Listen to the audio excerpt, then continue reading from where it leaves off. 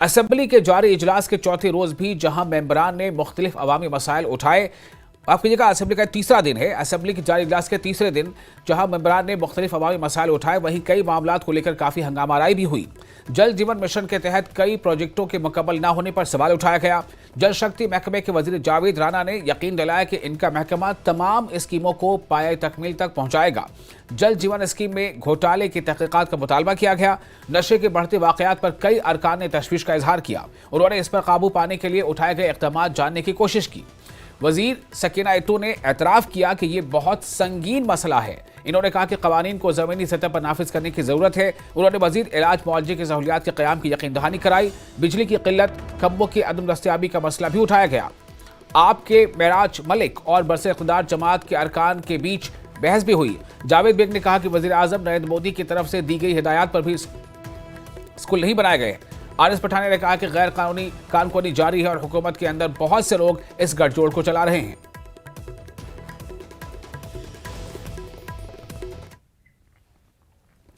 और पीडीपी के वहीदुर रहमान पर्रा ने कहा कि ऐसा लगता है कि बीजेपी उमर अब्दुल्ला की हुकूमत चला रही है। 5 अगस्त को किए गए तमाम फैसले अवाम के मफाद के खिलाफ किए गए। उमर अब्दुल्ला के पास इख्तियारात नहीं है। शेख अब्दुल्ला को मरकज की हिमायत हासिल थी, इसलिए वो फैसले कर सकते थे, लेकिन अब उमर खामोश हैं। ये वहीदुर रहमान पर्रा ने कहा। वहीदुर रहमान पर्रा ने कहा कि अवाम को पासपोर्ट देने से महरूम रखा गया है। नौजवान जेलों में बंद हैं। कश्मीरी मुसलमान भी इतना ही मुहिब्बे वतन है जितना कि दूसरे हैं। उन्होंने कहा कि आपको 13 जुलाई को यौम शहदा की छुट्टी और 5 दिसंबर को शेख अब्दुल्ला की सालगिरह की छुट्टी बहाल करनी चाहिए। रिजर्वेशन का मसला बगैर किसी ताखीर के हल होना चाहिए। This is a paper of governance जो ऑनरेबल चीफ मिनिस्टर साहब की कैबिनेट ने प्रेजेंट किया है। What is included in this, but what is missing is most important is your core agenda. मैं ये पूछना चाहता हूं सर कि this is in conflict with your promises and with your policies. जो प्रोमिसेस आपने किए, जिसपे 50 सीटें आपको मिली, जो वादे आपने किए, हर वो चीज़ इसमें सिंगल आउट है। इसीलिए बीजेपी के लोग बहुत इसकी तारीफें भी कर रहे हैं और उनको लगता है ये जी बीजेपी के मैनिफेस्टो का हिस्सा है, आपके मैनिफेस्टो का हिस्सा नहीं है। जब तक आप 13 जुलाई के मुसलमान जो शहीद हुए जम्मू कश्मीर में, आप उनकी एजाज में सरकारी छुट्टी को बहाल नहीं करेंगे, बीजेपी कोई इंसाफ नहीं कर सकती है। चाहे वो शेख साहब का दिन हो या 13 जुलाई यौम शहदा जिसे कहते हैं, वो कुर्बानियां जमहूरियत के लिए थी, वो कुर्बानियां हिंदुस्तान के लिए थी, और वो कुर्बानियों का नतीजा है कि आज आपको और हमें ये जमहूरियत, ये फ्लोर मिलता है। मैं उमर साहब से भी ये रिक्वेस्ट करता हूँ, आप सभी से, खासकर आपसे सर, कि ये दोनों छुट्टियां, चाहे वो शेख साहब की छुट्टी हो या 13 जुलाई यौम शहादत जिसे कहते हैं, both days should be restored and this house should resolve it collectively irrespective of ideologies and parties. Even if it was your founder, we are with you and the BJP also। इन्हें भी हम appeal करते हैं और हम दामन बहला के कहते हैं कि 13 जुलाई is the most precious day in the history of Jammu and Kashmir. It is not a communal day, it's a day for democracy, it's a day। और कायद हिज़्ब इख्तिलाफ सुनील शर्मा ने वहीदुर रहमान पर्रा के रिमार्क्स पर एतराज जताया। बीजेपी रुकने सुनील शर्मा ने 13 जुलाई के शहीदों को गद्दार करार दे दिया। सुनील शर्मा ने कहा कि महाराजा हरि सिंह के साथ किसी किस्म की बेइज्जती बर्दाश्त नहीं की जाएगी। इस दौरान एनसी और बीजेपी अरकान ने नारेबाजी की। एनसी अरकान भी शेख अब्दुल्ला की सालगिरह और 13 जुलाई को तातीलात बहाल करने के मुतालबे पर पर्रा के साथ शामिल हुए। जबरदस्त हंगामाराई जारी है। स्पीकर ने दोनों फरीकों को पुरसकून करने की कोशिश की। एनसी मेंबरान जो उन्होंने सुनील शर्मा से लोगों के जज्बात को ठेस पहुंचाने पर माफी मांगने का मुतालबा किया। मोहम्मद यूसुफ तारिक आमी भी एनसी और पीडीपी के तातीलात की मांग के मुतालबे में शामिल हो गए। स्पीकर की तरफ से दोनों फरीकों के अरकान को मनाने की कोशिश नाकाम रही। स्पीकर अब्दुल रहीम राथर ने यौम शहदा पर सुनील शर्मा के रिमार्क्स को हटा दिया, इसे स्पंज कर दिया। इससे बीजेपी के अरकान मुश्तइल हो गए। बीजेपी अरकान ने स्पीकर के फैसले के खिलाफ वॉकआउट कर दिया। हमने कहा 13 जुलाई का जो दिन है, जो यौम शहदा है, मार्टिर्स डे, और 5 दिसंबर जो शेख मोहम्मद अब्दुल्ला साहब का दिन है, उनकी एक इम्पोर्टेंस से कश्मीर और जम्मू की हिस्ट्री में उनकी लेगेसी को रिवाइव किया जाए और उनके दिन को वापस एस्टैब्लिश किया जाए जो 5 अगस्त 2019 के बाद खत्म किया गया। तो ये दिन है पॉलिटिकल अवेकनिंग जम्मू कश्मीर का, ये दिन है जमहूरियत का, ये दिन है जब शख्सी राज को जम्मू कश्मीर में खत्म किया गया। ये कोई कम्युनल मुद्दा नहीं है। हम पॉलिटिकली इस पे बात करना चाहते थे। हम चाहते थे जम्मू खित्ते में भी, कश्मीर में भी, लद्दाख में भी लोगों को जो राहत मिली जमहूरियत की, वो इस दिन की वजह से मिली है और सब मिलके इसका साथ देना चाहिए। जम्मू कश्मीर में ही तमाम मुल्क में जितने भी महाराजा थे, नवाब थे, उनको एक नए जमहूरी माहौल में लाना था। ये उसके लिए कुर्बानी दी उन्होंने। ये हम गेन नहीं है कि हम ऐसे कि महाराजा हरि सिंह के ज़ात के खिलाफ थे। मैंने कल बोला, मैंने कहा आज तक भी हमने कभी एसएमएस हॉस्पिटल का नाम चेंज नहीं किया, हमने श्री प्रताप म्यूजियम का नाम नहीं किया चेंज, हमने ये जो एसएमएस हॉस्पिटल है या प्रताप पार्क है, किसी जगह हमने कोई चेंज नहीं की। जो भी आइन था, एक सिस्टम को चेंज करने के उन्होंने कुर्बानी दी, वो उनकी कुर्बानी को हमेशा याद किया जा रहा है। और मेरी एक गुजारिश है, ऐसे स्टेटमेंट से दुख हो जाता है कश्मीर के लोगों को भी, और जो नेशनल लोग हैं उनको भी दुख होता है कि एक सिस्टम की लड़ाई थी। हम कहेंगे जिसने कुर्बानियाँ दी हिंदुस्तान की आज़ादी के लिए, वो वहाँ भी महाराजा थे, उन्होंने भी कुर्बानियाँ दी। आज उनको फ्रीडम फाइटर कहा जाता है, जिन्होंने इस सिस्टम को बदलने की कोशिश की।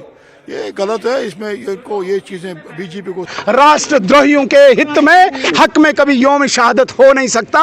वो हम बाहर भी कहते हैं, अंदर भी कहते हैं। और मुझे बहुत ही आज पीड़ा हुई जब स्पीकर एक पार्टी का स्पीकर एक्ट कर रहा है, एज पर्टिकुलर पार्टी की तरह वो एक्ट कर रहा है, तो उससे बहुत पीड़ा हुई, उससे बहुत दुख हुआ मुझे। हमने जो बात कही है, महाराजा हरि सिंह जी जिसकी देन ये स्टेट है, जिसकी ये इस स्टेट में यहाँ का बैंक देन है, यहाँ का फ्लड चैनल देन है, एसपीएम कॉलेज जिसमें सारे कश्मीरी पढ़े हैं वो देन है, एसएमएच हॉस्पिटल वो देन है। उसके विरुद्ध जो द्रोह हुआ था, उनके खिलाफ जो द्रोह बगावत हुई थी, उन बगावतियों को तब जब मारा गया वो शहीद नहीं हो सकते। और अगर मैं उनकी हिस्ट्री में जाऊं, पहले उन्होंने एग्जैक्ट मुझे जगह का नहीं नाम पता है, एक पर्टिकुलर मोहल्ले, हिंदुओं के मोहल्ले को आग लगाई थी।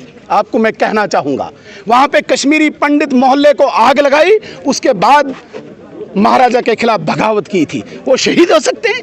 ये शहीद आज तक कांग्रेस की कमजोरी ने बनाए, ये शहीद कांग्रेस की उस मानसिक पीड़ा ने बनाए जो नेहरू के सामने घुटने टेकती थी। आज नरेंद्र मोदी जी का भारत है। आज महाराजा जी के द्रोही कभी भी शहीद नहीं हो सकते, वो ट्रैक्टर कहलाए। और deputy chief minister Surendra Chaudhary ने भी 13 जुलाई के शोहदा पर गैर पार्लिमानी तबसरा करने पर बीजेपी अरकान असेंबली को निशाना बनाया।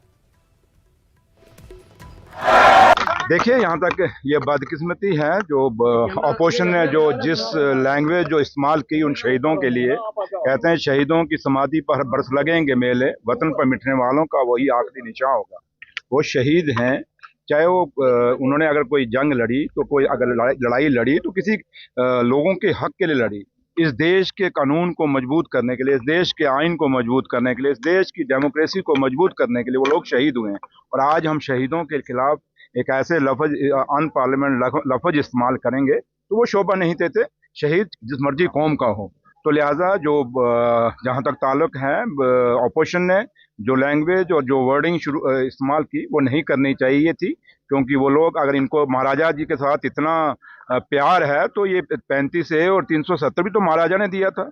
ये जो स्टेट टूटी है, यूटी बनी है, ये तो महाराजे ने खरीदी हुई स्टेट थी। तो इनको उस समय नहीं प्यार याद आया कि महाराजे की बनाई हुई स्टेट और महाराजे का दिया हुआ स्पेशल स्टेटस जब उसको तोड़ रहे हैं, ख़त्म कर रहे हैं, तो उसमें क्यों नहीं बोले?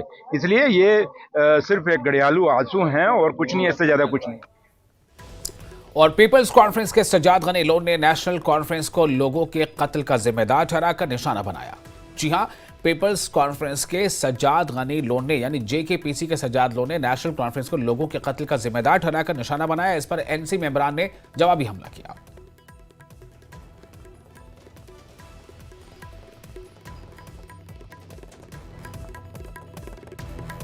So she talked about killings and arrests. I have to say 96 से 2002 और 2008 से 2014, क्या तब कोई नहीं मरा? There are people जो 96 से लेकर आज तक बंद हैं। शबीर शाह 45 साल से बंद है, उसमें तो 30 साल नेशनल कॉन्फ्रेंस गवर्नमेंट सर, या 25 साल। Sir please sir, this is the point of order because this is disorder. This is a separate.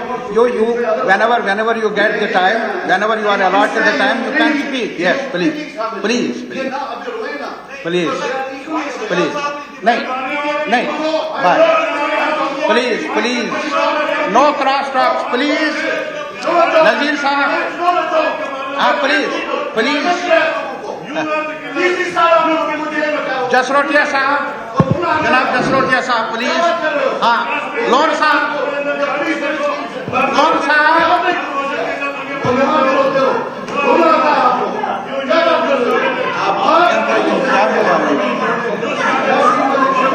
आप बोलो जनाब आप इनको बैठा लो पहले। और नेशनल कॉन्फ्रेंस के अली मोहम्मद सागर ने इल्जाम लगाया कि बीजेपी मजहब के नाम पर लोगों को तकसीम करने की कोशिश कर रही है। उन्होंने कहा कि फिरकावाराना सियासत की कोई बुनियाद नहीं है। सागर ने कहा कि हमें पाकिस्तान से मुज़ाकरात करने चाहिए ताकि खून रेजी का खात्मा हो सके। उन्होंने कहा कि आर्टिकल 370 हर चीज के लिए अच्छा था। एनसी ने अजीम कुर्बानियां दी हैं और बीजेपी का जम्मू कश्मीर के लिए कोई ताउन नहीं है। उन्होंने कहा कि बीजेपी और पीडीपी की मखलूत हुकूमत ने सिर्फ तबाही मचाई है। सागर ने इल्जाम लगाया कि एलजी एक बादशाह की तरह बर्ताव कर रहे हैं और वो मजीद ब्यूरोक्रेटिक हुक्मरानी को बर्दाश्त नहीं करेंगे। इस पर एलओपी सुनील शर्मा ने एतराज जताया। लोगों को धोखा दे रहे हैं मजहब के नाम पे। आप क्या कर रहे हैं? आप समझते हैं कि ये वोट उतारने से, नाम चेंज करने से आप कोई लोगों के दिलों पर राज करेंगे? कभी नहीं। आप इस गलतफहमी में बाहर हो जाइए। आपने वो हरकतें की, छोटा बच्चा कश्मीर का हिस्सा है। आज कश्मीर के जो लोगों ने, जो मुसलमान ने, सिख ने, हिंदू ने वोट दिया डॉक्टर साहब को और उसकी पार्टी को, वो इस वजह से है कि उन्होंने आपके इरादे समझे। आपके इरादे क्या हैं? जो यहाँ हमारे भाई और हमारे नौजवान बेटे मारे जा रहे हैं, इसको बंद करना है। इसमें कोई शक नहीं है कि Pakistan is a failed state, Pakistan is a failed country, no doubt about it. लेकिन उन लोगों को हमें लेना होगा। अगर कश्मीर में आपको खून खराब बंद करना होगा तो उसके लिए जरूरी है कि हम उनको ऑन बोर्ड ले लें। आपने ये जो आज हमें दर्ज दे रहे हैं 370 पे, इनको कहिए 370 क्या है? इनको कहिए 370 को मंजूर करने के लिए इन्होंने किया क्या इनकी पार्टियों ने कोई कंट्रीब्यूशन दिया? हमारे तो लोग नेशनल कॉन्फ्रेंस के, हमारे ब्लॉक पे हमारे मारे गए, हमारे डिस्ट्रिक्ट पे मारे गए, हमारे मिनिस्टर मारे गए, हमारे एमएलए मारे गए। यहाँ का जो लेफ्टिनेंट गवर्नर है वो राजा है, वो राजा की तरह काम नहीं चलेगा। अगर आपने कल कंसर्न दिखाया, मैं अप्रिशिएट करता हूँ बीजेपी के इस मेंबर को, इन्होंने कहा कि ये ब्यूरोक्रेसी राज नहीं होना चाहिए। हम भी कहते हैं ब्यूरोक्रेसी राज नहीं होना चाहिए, लेकिन उनके पुष्ट कौन दबा रहा था? उनको पुष्ट पीछे उनको कौन उछल रहा था? वो चीजें बंद होनी चाहिए। और कांग्रेस के निजामुद्दीन भट्ट ने मुतालबा किया कि तमाम सियासी जमातों के अरकान पर मुश्तमिल एक ऑल पार्टी वफद प्राइम मिनिस्टर से मुलाकात करे और जम्मू कश्मीर को रियासत का दर्जा बहाल करने के लिए दबाव डाले। रियासत हमारा हक है और इसे बगैर किसी ताखीर के मिलना चाहिए। निजामुद्दीन भट्ट ने कहा कि अवाम मुश्किलात का शिकार हैं और दोहरी ताकत के निज़ाम ने इंतशार और बहुत बड़ी गंदगी को जन्म दिया है। इन्होंने कहा कि ये लोगों के लिए अच्छा नहीं है और मुंतखब हुकूमत पूरे इख्तियारात न होने की वजह से ज्यादा कुछ नहीं दे सकती। थोड़ी सी दिक्कत आ जाती है या इमोशनल इशू तो है ही, लेकिन जिस ढंग से डिले हो रहा है ये इश्क नातमाम ना बने। इसको पूरा करने के लिए ठोस इक़दामात की जरूरत है। और किस आधार पे? Political issue, emotional issue apart, this is a constitutional imperative.